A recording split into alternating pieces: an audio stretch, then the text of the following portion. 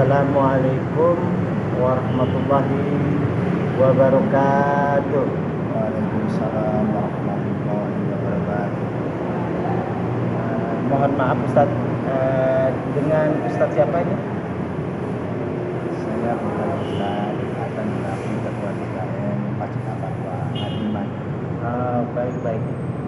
Beliau tapi bukan Ustaz, tapi insya Allah muazzatu hasanahnya seperti Ustaz. Baik, Pak Ngadiman, tidak masalah Ustaz itu hanya label. Yang terpenting adalah bagaimana cara berpikir kita memandang keadaan fenomena yang sekarang ini terjadi. Bagaimana remaja-remaja dan remaji-remaji kita sudah banyak yang menjauh dari masjid. Menurut Pak Ngadiman,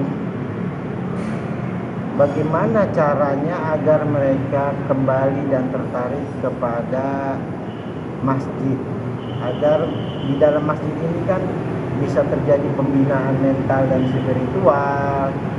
Seperti konsepnya Allah memerintahkan kepada Nabi kita bahwa kata Allah, kalau bukan karena kelemah lembutanmu wahai Muhammad, mereka akan menjauh. Bagaimana menurut Pak Ngadiman sebagai Ketua DKM Masjid Al-Taqwa Cilodong? Alhamdulillah, bismillahirrahmanirrahim. Ya, saya menyampaikan apa yang kita lakukan saat ini, yaitu tentang remaja-remaja atau anak-anak, baik anak-anak bawah umur maupun remaja maupun bapak-bapak maupun ibu-ibunya. Jadi program kita membangun ini adalah membangun mulai dari pengetahuan keagamaan, mulai dari anak-anak, remaja, bapak-bapak, ibu-ibunya, sampai ke bangunan fisik masjid kita benahi dan kita bangun, kita rintis dari sekarang. Jadi untuk pengajian anak-anaknya Pak, di sini itu habis maghrib 1 minggu ada yang 3 kali, ada yang 4 kali, terkadang lebih. Lalu untuk anak-anak remajanya itu setiap habis maghrib seminggu 2 kali. Itu anak-anak remaja, baik remaja maupun remajinya. Lalu untuk ibu-ibunya itu 1 minggu 2 kali. Saya ulangi ya, satu bulan 2 kali. Jadi minggu ke-3, ke-4. Untuk bapak-bapaknya, pengajian untuk bapak-bapaknya mengupas tentang baik bacaan Quran maupun isinya. Itu kita lakukan setiap 1 minggu 2 kali. Ya, jadi 2 kali 1 minggu. Nah, di dalam penindaklanjutan daripada pengetahuan tentang pengetahuan agama ini, melangkah kepada nanti akan kita arahkan kepada moralitas daripada lingkungan kita. Jadi kita utamakan rencana nanti kita kalau bangunan kita sudah selesai, tidak membangun lagi, atau bangunan sudah beres semua, ini dana-dana infak daripada jamaah ini walaupun sebagian buat membenahi pengetahuan tentang agama kepada anak-anak, remaja maupun bapak-bapak ibu-ibunya, ini nantinya akan kita salurkan insya Allah kepada fakir miskin yang ada di lingkungan. Jadi seperti itu Pak. Jadi menggait daripada remaja-remaja yang ada sekarang ini betul kata Bapak yang sudah terkontaminasi oleh dunia barat. Akan tetapi di sini alhamdulillah kita dalam melalui dari dini anak-anak yang masih belum banyak pengaruh, kita bina dari anak-anak sampai ke dewasanya, sampai ke orang tuanya.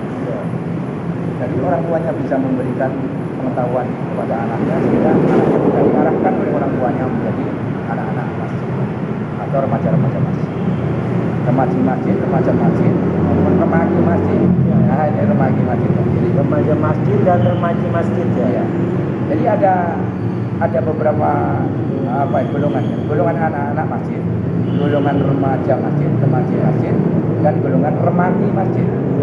Nah, remati masjid itu seperti kita bapak-bapak udah pada keluarga. Oh iya. Jadi seperti itu. Jadi alhamdulillah di sini kompak beberapa pengurus daripada masjid atau KM.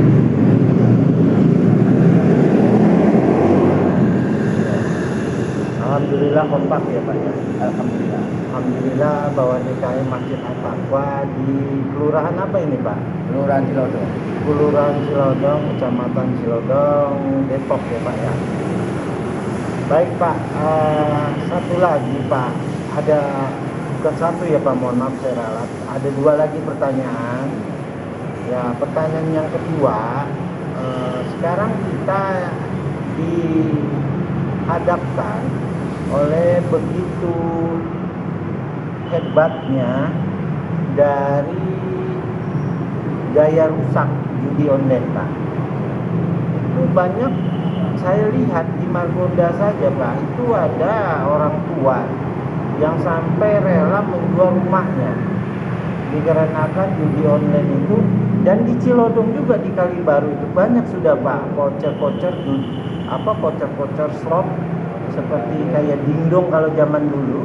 Nah, tapi kan kalau dulu orang yang suka berjudi dia akan mendatangi tempat judi itu. Tapi sekarang tidak.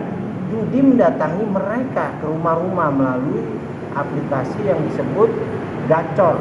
Nah, itu aplikasi judi online. Nah, ini bagaimana Pak? Pak Ngadimin sebagai tokoh masyarakat dan tokoh agama di Cilodong untuk berpendapat agar dakwah tidak hanya seputar masalah yang ma'ruf, tapi dakwah juga bisa menggaungkan dan terus-menerus untuk memberikan informasi bahwa Islam itu akan menjadi mulia ketika amal ma'ruf dan nahi mungkar bisa tegak Pak. Nah, seperti Allah katakan, kalian adalah umat yang mulia karena kalian umat yang menegakkan amal ma'ruf dan mencegah orang dari berbuat mungkar. Nah, itu salah satu firman Allah yang mengatakan bahwa kita akan mulia karena kita menyuruh kepada orang yang ma'ruf dan mencegah kepada yang munkar. Bagaimana menurut Pak Ngadiman yang tadi saya katakan, apakah ada kajian-kajian mengenai nahi mungkar di masjid ini? Terima kasih Bapak. Mohon maaf Bapak. Saya Pak Subagia dari Pak Subagia. Ya, dari Media Umat Pak. Apa yang kita lakukan di sini untuk mencegah apa yang disampaikan oleh Pak Subagia tentang kemungkaran Pak. Ya, betul. Kemungkaran itu bisa terjadi di mana saja dan kapan saja kepada siapa saja. Betul. Memang. Tapi itu bisa kita cegah melalui pengajian-pengajian yang ada. Jadi si ustadznya atau guru ngajinya itu kita sudah berikan batasan-batasan untuk penyampaiannya. Dan apa saja yang tema-tema yang harus disampaikan. Ya ini kita sampaikan melalui didikan daripada pola-pola didik tentang keagamaan tadi melalui baik di lingkungan diadakan pengajian ibu-ibu rumah ke rumah. Nah, lalu untuk malam Jumat ada yang baca surat Al-Kahfi, ada yang pengajian Yasin. Jadi itu melalui mana yang disuka, mana yang diketahui oleh masyarakat itu yang terbaik. Intinya tidak menjalankan kemungkaran yang dilarang tadi. Iya. Jadi ibu-ibunya juga Pak Ustadz mengimbau untuk mencegah anak-anaknya bermain judi online gitu ya. Betul. Jadi untuk bapak-bapaknya, ibu-ibunya itu untuk mengawasi dan mengarahkan anak-anak keturunannya untuk masuk ke belajar tentang subhanallah, supaya larangan-larangan kemungkaran yang dilarang oleh Allah Subhanahu wa taala ini tadi bisa tercegah terkikis mulai dari sedikit pengetahuan yang didapatnya. Baik Pak Adiman ya. Pak Adiman, satu lagi bahwa ada makalah yang sahabat Nabi katakan, kalau tidak salah dari Ali bin Abi Thalib, yang mengatakan al-Islamu ilmiun wa amaliyun, bahwa Islam itu ilmiah, artinya masuk akal, tetapi ada ranah yang amalia, yang tidak masuk akal, itu bisa digapai dengan iman. Nah, konteks Islam ini sendiri, bahwa tidak aku turunkan Islam ini selain untuk merahmati alam. Artinya Allah mengatakan bahwa Islam ini konsepnya sangat luas. Ada ekonomi, ada peperangan, dan ada juga politik. Sebagaimana yang Rasulullah lakukan ketika Rasulullah rindu sekali akan Mekah. Waktu itu Rasulullah punya pasukan yang sangat-sangat kuat, karena Rasulullah sudah memenangi perang Badar, dan itu perang yang sangat mustahil. Menurut sejarah manapun, ahli perang dari dunia belahan manapun mengatakan bahwa Rasulullah itu adalah panglima paling cemerlang sedunia, Pak, karena mampu mengalahkan 100.000 dengan hanya 1.000 orang pasukan. Tapi kan di situ ada campur tangan Allah ya, dengan menurunkan para malaikatnya ya. Cuman begini Pak, yang saya ingin garis bawahi, ketika Rasulullah ingin ke Mekah, maka Rasulullah mengirimkan surat kepada semua pemuka-pemuka, tokoh-tokoh masyarakat di Mekah. Dan Rasulullah mengatakan, barang siapa yang masuk ke rumah Abu Sufyan, maka harta dan jiwanya aku yang akan jamin. Itu artinya kan sebuah politik dari Rasul, supaya ketika Rasul datang dengan para sahabat maupun dengan pasukannya, tidak terjadi pertumpahan darah. Itu adalah sebuah politik. Nah, melihat dari fenomena sekarang Pak, 10 tahun terakhir ini, na'udzubillah summa na'udzubillah, bagaimana Islam diposisikan sebagai radikalis, Islam diposisikan sebagai intoleransi, Islam diposisikan sebagai teroris. Luar biasa Pak, pembusukan Islam 10 tahun terakhir ini, na'udzubillah summa na'udzubillah, luar biasa. Alhamdulillah, dengan adanya kudrah iradah Allah, kehendak dan kekuasaan Allah, partai umat ini sebetulnya sudah dijegal jauh-jauh hari Pak. Karena memang platform dari partai umat ini adalah melawan kezaliman, menegakkan keadilan. Nah, ini memang digagas oleh Ayahanda Amin Rais ya Pak ya. Waktu itu dia melihat PAN sudah tidak berpegang kepada Al-Quran dan hadis, makanya dia keluar dari situ. Nah, dia mendirikan partainya dengan nama Partai Umat. Jadi di sini kita tidak ada yang namanya firqah Pak. Firqah itu golongan. Tidak ada NU, tidak ada Persis, tidak ada Al-Irsad, tidak ada Muhammadiyah. Kita semua saudara Pak. Nah, bagaimana pendapat Bapak ketika ada sebuah partai yang mempunyai visi dan misi bahwa politik dibangun untuk kemaslahatan? Artinya begini, artinya kalau sekarang itu agama dijadikan kendaraan politik, berarti agamanya itu dijadikan sebuah kesetan Pak. Kalau kesetan tuh ya sebuah untuk ini aja, untuk batu loncatan. Nah, bagaimana menurut pendapat Bapak kalau partai umat ini bervisi dan bermisi? Kita tidak masalah kita dibilang, oh ini partai identitas. Loh, kalau nggak punya identitas berarti kita orang apa kan gitu ya Pak ya. Seperti Bapak punya identitas KTP, itu menandakan Bapak warga Cilodong kan itu ya Pak ya. Kalau kita umat muslim, ya kita identitas kita adalah Quran dan hadis ya gitu ya Pak ya. Nah, jadi ada sebuah program Pak, insya Allah dari para bacalek kita sudah komitmen apabila nanti kita menduduki kursi DPRD Kota Depok maupun DPRD Provinsi, itu 5% kita akan sumbangkan gaji kita untuk diputarkan sebagai pemutaran ekonomi syariah, Pak. Nah, ekonomi syariah itu artinya dikelola oleh DKM-DKM, di mana ekonomi syariah ini seperti yang dilakukan oleh Masjid Joko Karyan di Jogja, Pak. Lalu Masjid Al-Irsyad di Tangerang. Al-Irsyad di Tangerang itu, terus yang paling sekarang menonjol Masjid Margahayu di Bandung, Pak. Itu mereka dulu waktu zaman Covid itu modalnya hanya 20 juta, Pak. Sekarang putarannya sudah mencapai 300 juta satu bulan. Dan itu keuntungan mereka sekitar 5%, Pak. Jadi satu bulan itu kurang lebih 15 juta. Hanya jualan 4, Pak. 4 macam beras, terigu, gula, dan minyak goreng. Itu aja yang dia jual. Nah, bagaimana pendapat Bapak kalau kita insya Allah, tapi kita juga menyumbang untuk masjid ini nanti, bukan kita ingin dipilih. Lillahi ta'ala, terpilih itu karena Allah, tidak terpilih juga karena Allah.